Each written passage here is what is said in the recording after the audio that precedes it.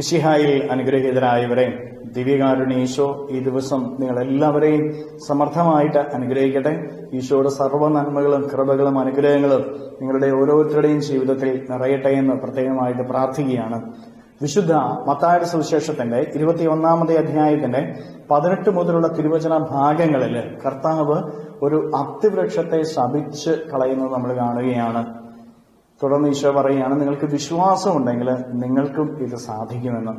വിശ്വാസം പരീക്ഷിക്കപ്പെടുന്ന നിമിഷങ്ങൾ നമ്മുടെ ജീവിതത്തിൽ ഉണ്ടാകും.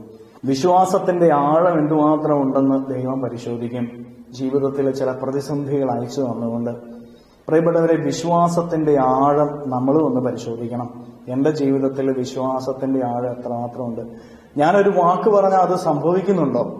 ദൈവത്തിലുള്ള വിശ്വാസത്തിൽ നമ്മളൊരു കാര്യം പറഞ്ഞാൽ, നമ്മളൊരു കാര്യം ചെയ്താൽ അത് സംഭവിക്കുക തന്നെ ചെയ്യും. പക്ഷെ വിശ്വാസത്തിന്റെ ആഴം നമുക്കുണ്ടായിരിക്കണം. നമ്മുടെ കുടുംബങ്ങൾ അനുഗ്രഹിക്കപ്പെടും, നമ്മുടെ അധ്വാനങ്ങൾ അനുഗ്രഹിക്കപ്പെടും, പോകുന്ന വഴികളിൽ കൃപയൊഴുകും, മക്കളൊക്കെ അനുഗ്രഹിക്കപ്പെടും. കർത്താവിൽ ആഴമായ വിശ്വാസത്തിൽ നീ ഒരു കാര്യം പറഞ്ഞാൽ അത് സംഭവിക്കുക തന്നെ ചെയ്യും. ആഴമായ വിശ്വാസത്തോടെ എന്റെ ജീവിതത്തെ ഈശോ തൊടുന്ന നിമിഷങ്ങളാണ് ഈ നിമിഷങ്ങൾ എന്നുള്ള ബോധ്യത്തോടെ കരങ്ങളെ യാചനയോടെ പിടിച്ച് നമ്മുടെ ജീവിതത്തെ ഈശോയ്ക്ക് സമർപ്പിച്ചുകൊണ്ട് നമുക്ക് സ്തുതിക്കാം. ഹല്ലേലൂയ. ഈശോയെ നന്ദി. ഹല്ലേലൂയ, ഹല്ലേലൂയ, ഹല്ലേലൂയ, ഹല്ലേലൂയ, ഹല്ലേലൂയ, ഹല്ലേലൂയ. കർത്താവ് ഈശോയെ മക്കളെ ഓരോരുത്തരും ഇവിടുത്തെ കരങ്ങളിലേക്ക് സമർപ്പിക്കുന്നു. ഓരോരുത്തരെയും അനുഗ്രഹിക്കുകയും ആശീർവദിക്കുകയും ചെയ്യണമേ.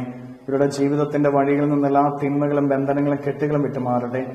വിശ്വാസത്തിന്റെ ആഴത്തിൽ ഇവർ പറയുന്നതും പ്രവർത്തിക്കുന്നതും ഇവരുടെ ജീവിതത്തിൽ സംഭവിക്കട്ടെ. ദൈവത്തിന്റെ കൃപ ഇവരുടെ ജീവിതത്തിലേക്ക് ഒഴുകട്ടെ, ഭവനങ്ങളിലേക്ക് ഒഴുകട്ടെ. തിന്മകളും ബന്ധനങ്ങളും കെട്ടുകളും വിട്ടുമാറട്ടെ. ഹല്ലേലൂയ, ഹല്ലേലൂയ, ഹല്ലേലൂയ, ഹല്ലേലൂയ. നിത്യപിതാവും പുത്രനും പരിശുദ്ധാത്മാവുമായ സർവേശ്വരായ എന്നേക്കും ആമേൻ.